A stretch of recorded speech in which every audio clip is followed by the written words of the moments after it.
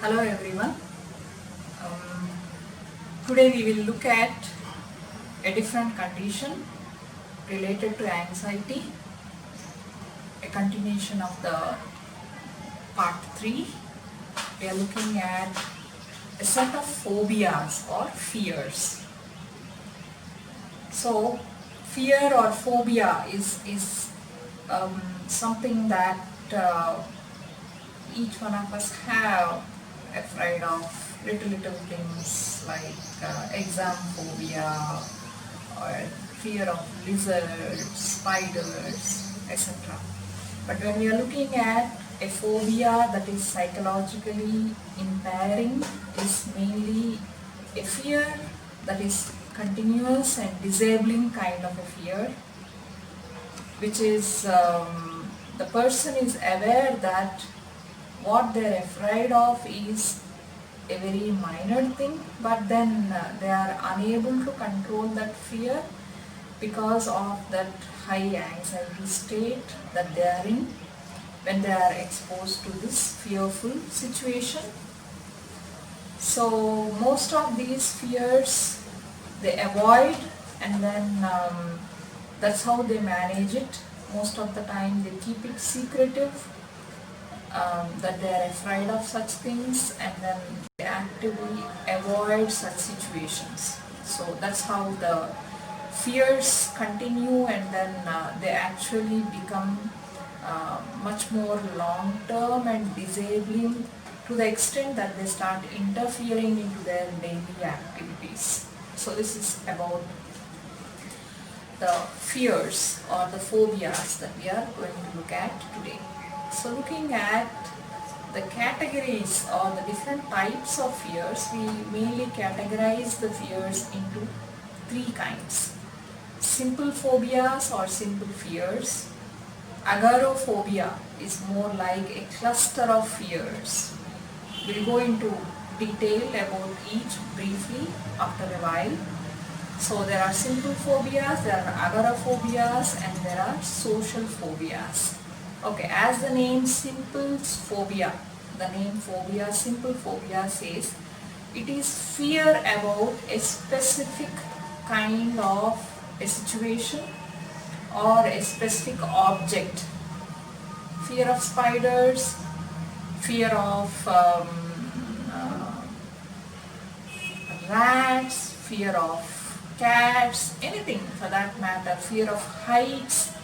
So when the entire fear is centered around a single phobia, it is called a specific phobia.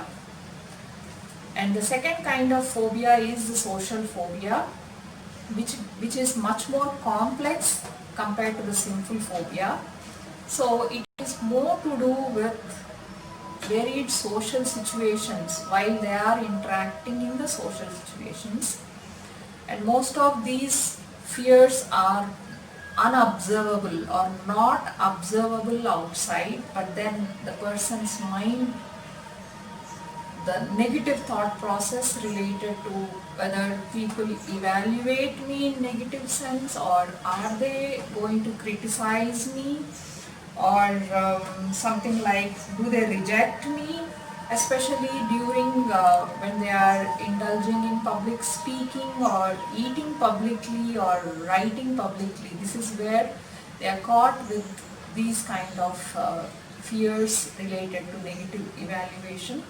They actively scan the environment to look whether someone is getting into, and then they kind of try to be safe or preventive about such situations.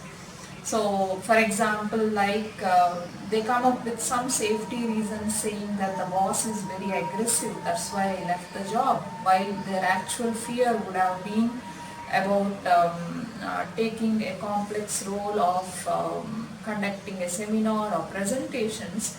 In spite of the knowledge and the technical strengths that they have, this negative evaluation in a social situation pulls them back, and then they start looking for an active safety or avoidance kind of situations. This is about social phobias. Coming to the last kind of fear, agoraphobia. Agoraphobia is a cluster of fears.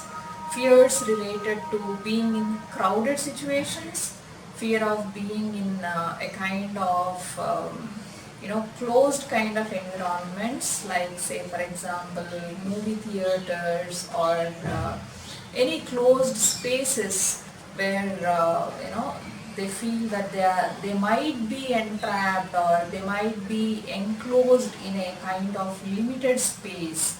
So these kind of crowded, these kind of closed spaces, such situations where agoraphobia, and also the public transport, fear of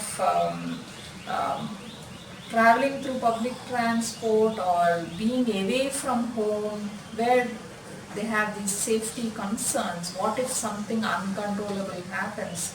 If there's no one available for me for a safe situation. So a lot of safety precautions or safety behaviors are indulged in all kinds of phobias. So the behaviors are more around active avoidance of these situations by giving explanations and reasons, but then over a period of time they start affecting their productivity, they start affecting their functioning to the level of to the disabling level, and then they continue if proper addressing of these phobias are not taken care at the earliest. They continue and then continue to impair their productivity or functioning. So this is a little bit about the categories or types of phobias, and like I said, they are usually trying to look for some safety behaviors in terms of some family member accompanying them, or sometimes it can be like a faulty kind of reasoning, like I said that. So if I had been not careful, maybe I would have ended up in disaster. So a lot of explanations are around how they are how they are being protective about is actually keeping them safe. So this is something to be noted in their behaviors. Onset is generally simple phobias, generally in the childhood, early childhood, before 5 years, 6 years.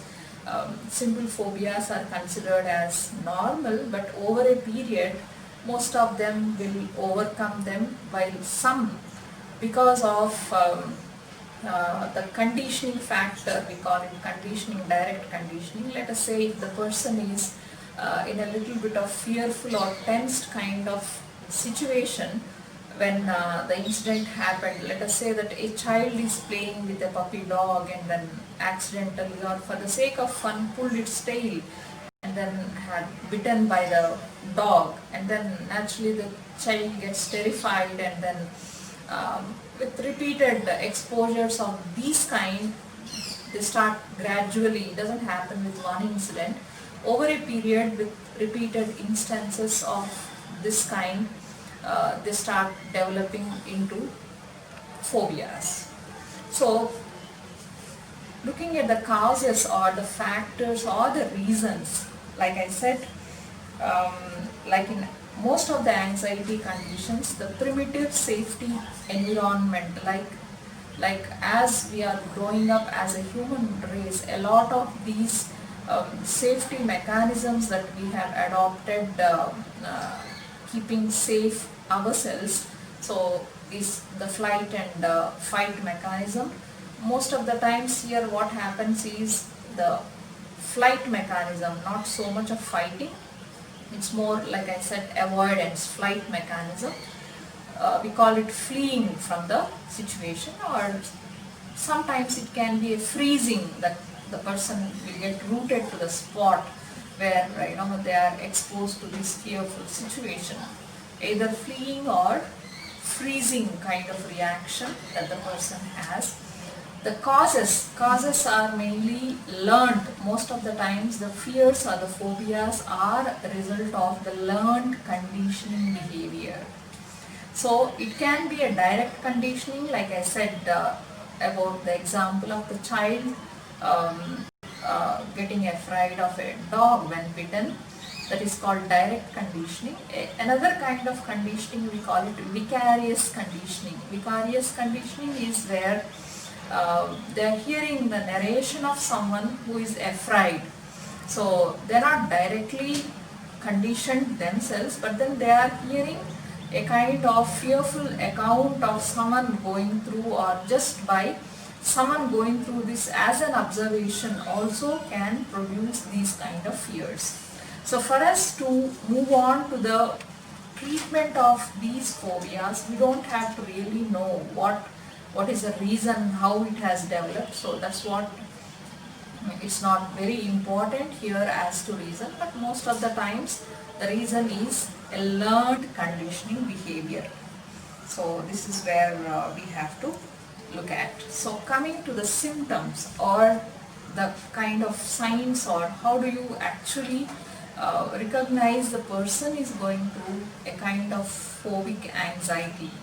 So we categorize these symptoms into three areas: symptoms related to the body, symptoms related to behavior, and the subjective report. So looking at the symptoms, we call them physiological symptoms, where the person, like when you are on the road, and then the reaction that you have when a car is about to strike you, the reactions are, the physiological reactions are similar to that kind of incident where the heartbeat is very high, and then you feel breathless, and you feel that you feel very tensed up, and then you feel nausea, trembling, muscular tension, butterflies in stomach, these kind of reactions when you are about to strike by a car. So these are the bodily symptoms during phobia. And the behavioral symptoms, like I said, either they flee from the spot where the feared object or the feared situation, or they freeze rooted to the spot. These are the behavioral kind of symptoms that we look at. And coming to the subjective reports, patients' verbal reports, the thoughts, the negative thought process, saying that, oh, that might have been killed me if I have not been cautious enough, or people are very dangerously careless. So these kind of subjective kind of reports, where the person is kind of giving reasons or explanations of how they were able to prevent the disastrous situation affecting them. So these are some of the ways that we can look at the signs and symptoms. Looking at the treatment, so treatment is mainly, the earlier the treatment, the better is the control factor, because most of the times the fear of losing control, the fear of being in a danger is what makes them actively avoid these kind of situations. So identifying, we call them maintaining factors.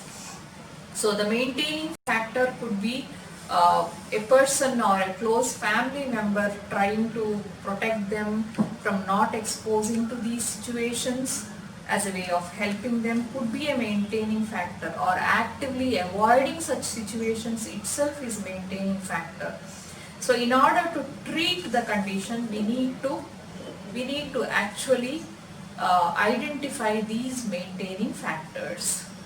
So when we look at the treatment, mainly the mode of treatment is medical as well as counseling. So we look at the details of what counseling technique, cognitive behavior therapy technique that we are going to discuss a little in detail in the next episode and the last episode related to the anxiety disorders.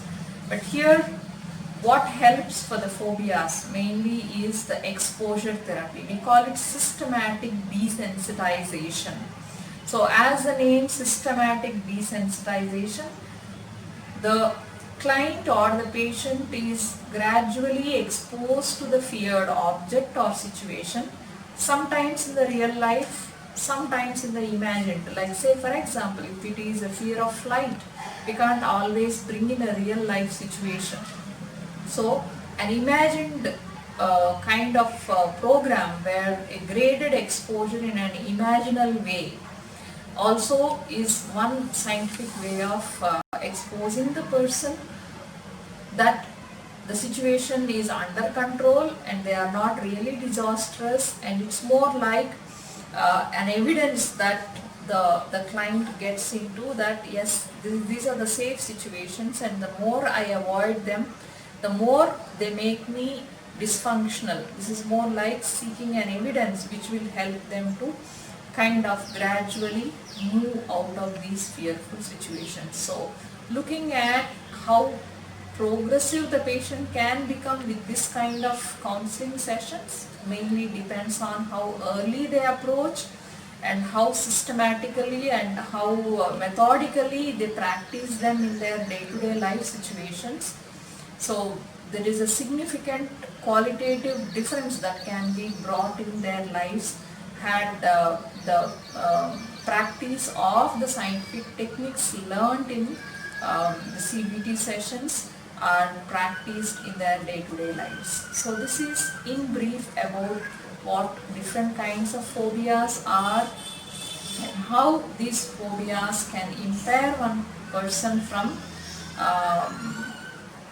being productive or functioning to their potential, and then how they can be taken care by seeking support or by seeking the treatment appropriately. So if the fear is overwhelming and it is completely dysfunctional, some amount of medical treatment also will help them to bring down the high arousal state of their nervous system to the level where a kind of learning that usually happens in the counseling sessions, they are more ready for that kind of state of mind. So in some of the clients with severe kind of avoidance, where a little bit of medical treatment supported along with active treatment of the cognitive behavior therapy is very helpful. Thank you.